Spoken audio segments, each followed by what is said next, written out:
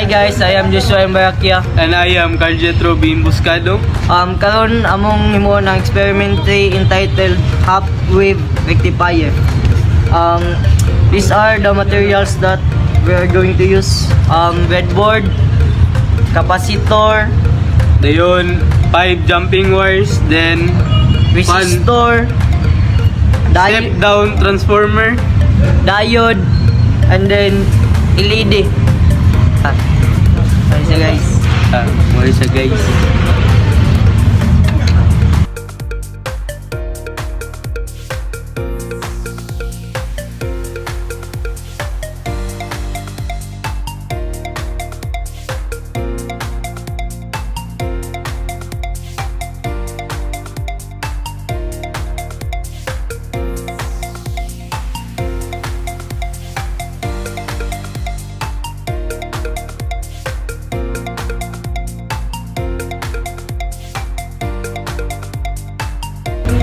So karon ako nang i-explain ang placement sa among components.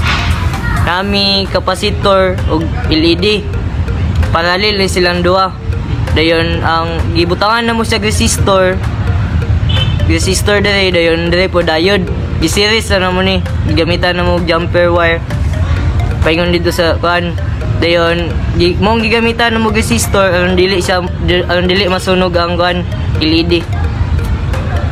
Mao ni siya dire po do. Mao dire among kuan para sa among negative nga connection and sa pikas may positive. So mao ni among kuan, mao ni siya i-result sa among experiment, then kaya nato siya on kung on ba yun siya. So ni-on siya. Once ka ibdo na ko ni siya, kita mo to magkahinay siya palong because of the capacitor that store charge. Then to find VDC, we're going to use the formula first.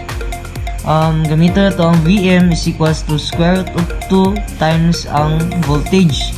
So, naman tayo voltage na 6. So, square root of 2 times 6 is equals to, ang atong VM is equals to 8.485 volts. And then, makuha na din na to ang VDC. Ang formula sa VDC is equals to VM minus VD.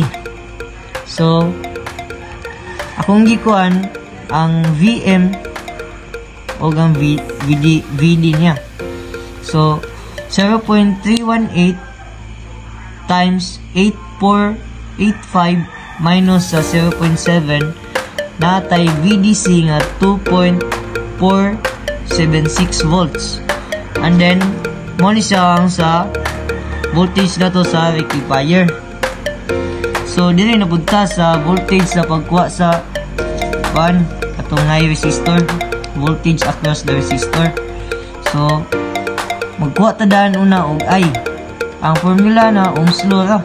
So panta I is equals to VDC over R.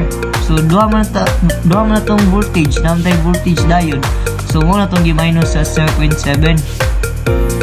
Morning na come up na itong current kay 0.538 times 10 raised to negative 3 ampere or milliampere. So, makuha na ito ang voltage across the resistor. So, VIR gyapon.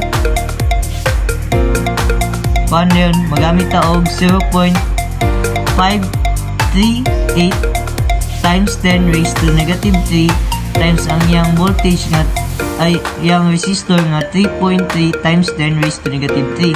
So ang atong VR, ang answer sa question number 2 is VR is equals to 1.776 volts. And that's all.